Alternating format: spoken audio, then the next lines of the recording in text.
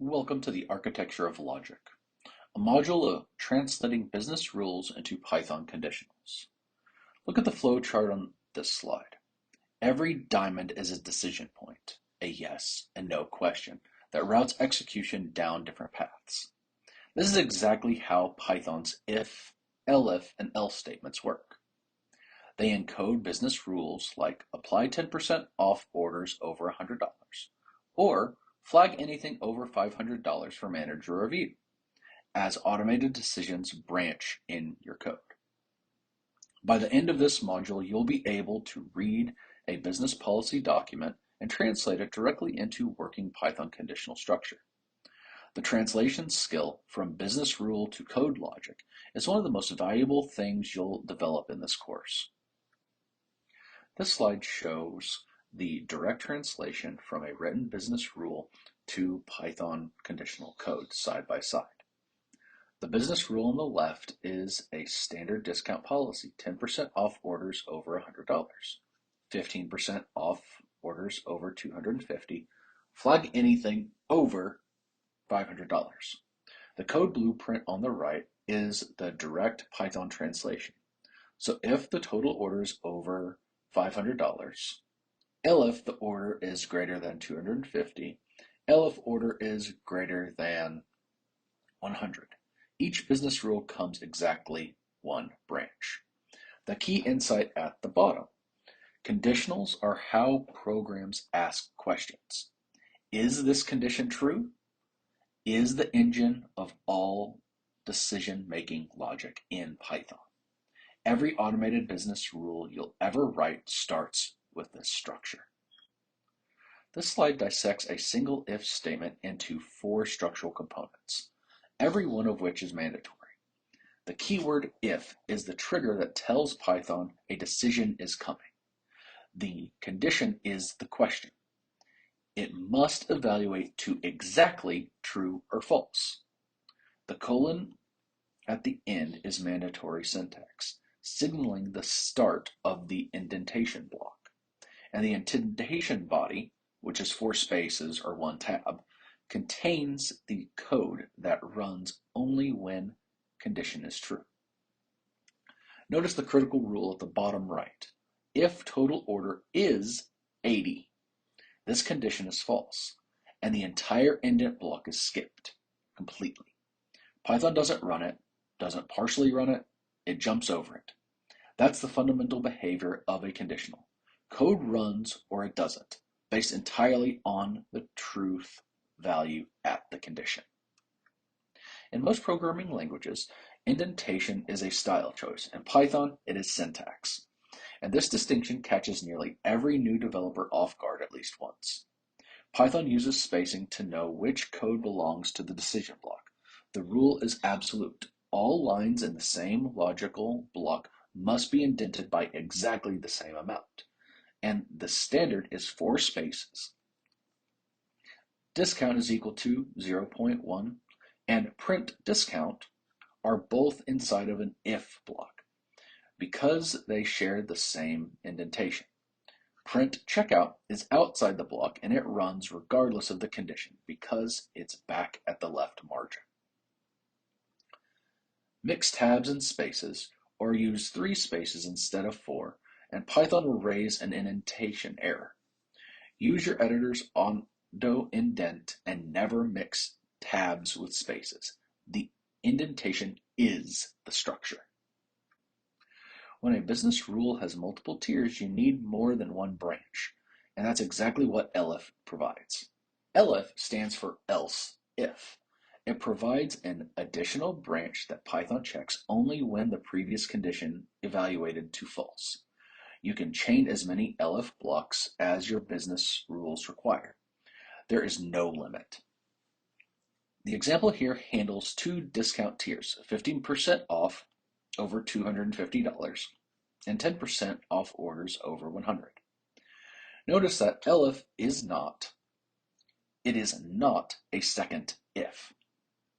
A second standalone if would always be evaluated.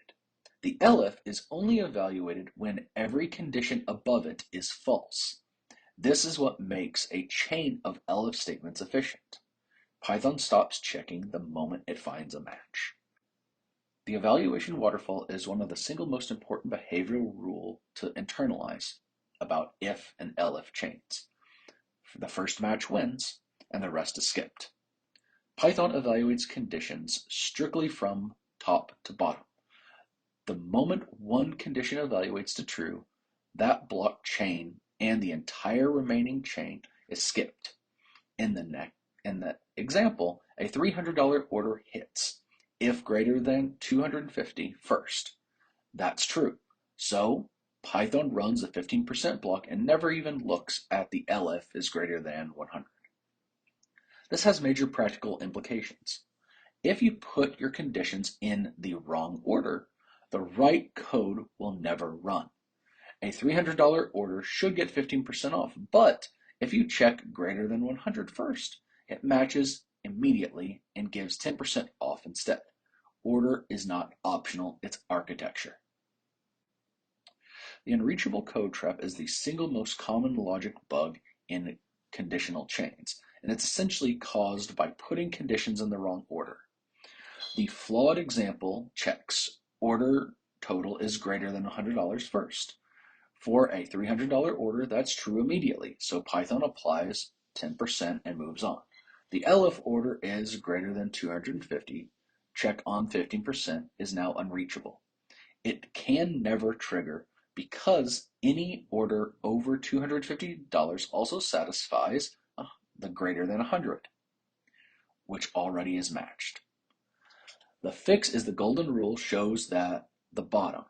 Always stack conditions from narrowest to broadest. Strictest at the top, while most general at the bottom.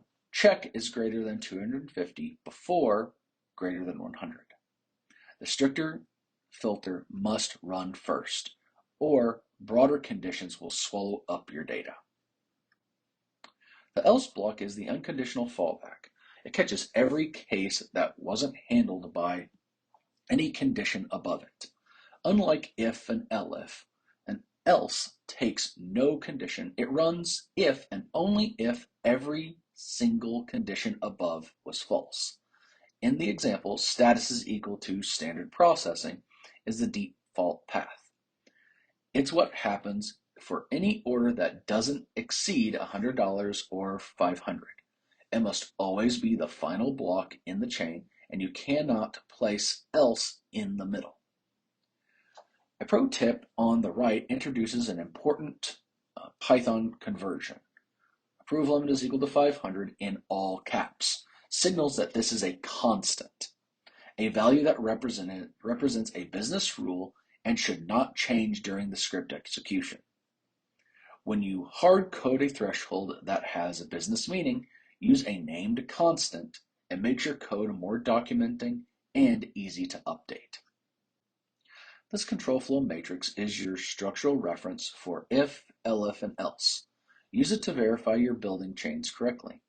If requires a condition, must be first in the chain, and you can only have exactly one per chain.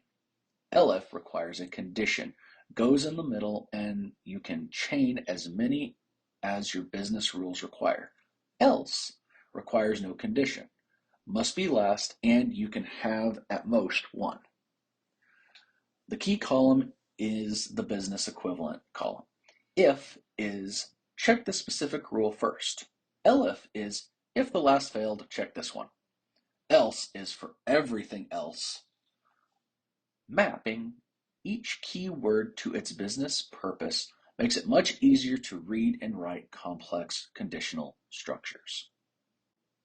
Logical operators, and, or, and not, let you test multiple variables on a single condition line, keeping your code flat and readable, and requires both sides to be true.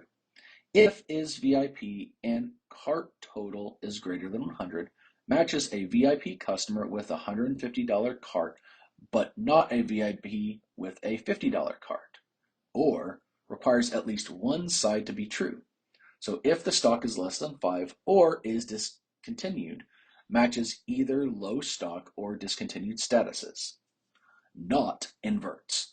If not account locked is true, then the account is active. The rule at the bottom is important. Combine conditions on a single line to keep code flat and readable. A single if with and is almost always preferable to a nested if inside of another if. Flat code is easier to debug and easier to read. Nesting, placing if inside of another if, is sometimes necessary, but it should be kept shallow and used only when logic genuinely requires it. The depth gauge visual on the left shows the danger zone. More than 2 levels of nesting creates code that is hard to read, hard to test, and hard to maintain. Every additional level of indentation is a layer of complexity that the next developer, or you 6 months from now, has to mentally unwrap. The flattening technique on the right shows that the preferred alternative combined is customer active and order total is greater than 100 into a single condition using and. The result is one line, one level of indentation, and identical behavior. When you find yourself writing a nested if, ask whether an and or an or can flatten it. The synthesis slide maps a 4-step business flow chart directly to the equivalent Python code. The complete translation exercise. On the left, the flow chart, order over 500, flag for approval. Order over 250, apply 15% discount. Order over 100, apply a 10% discount. Otherwise, process standard. On the right, the Python code mirrors each branch exactly. So if the order total is greater than 500, elif order total is greater than 250, elif order total is greater than 100, else. 4 business rules, 4 code branches. This is the translation workflow you'll use throughout the course. Start with the business rule in plain English. Draw the decision branches, then write each decision branch as a Python conditional. The code and the flowchart are the same document. One is visual, the other is executable. Every new Python developer encounters these 4 errors. This diagnostic matrix gives you the root cause and the fix for each one. Syntax error, expected, colon. So you forgot the colon at the end of your if, elif, or else line. Appended. Indentation error. Your indentation is inconsistent with the same block. Standardized to exactly 4 spaces for every line. Logic that completely bypasses a rule. Your broadest condition is at the top, swallowing narrower ones. Reorder so the strictest conditions come first. Variable assignment instead of comparison. You wrote equals where you meant equal equal. Always use equal equal when asking a question. Read error messages literally. Python tells you a line number and the nature of the problem. The diagnostic matrix gives you the structural fix for each symptom. Let's close with the 4 golden rules of Python conditional architecture. Commit these to memory and your logic will be clean and correct. 1. Indentation is the blueprint. 4 spaces define structural boundaries. 2. Top-down execution. Python stops checking the moment the first condition evaluates to true. Order determines what runs. 3. Order matters strictly. Always filter the narrowest condition to the broadest. 4. Keep architecture shallow. Prefer and or over nesting statements more than 2 levels deep. In the next module, scaling logic. We'll build a conditional logic for a single order. Next, we'll run the same logic across an entire dataset using for loops, processing hundreds or thousands of records with the same decision engine you built today.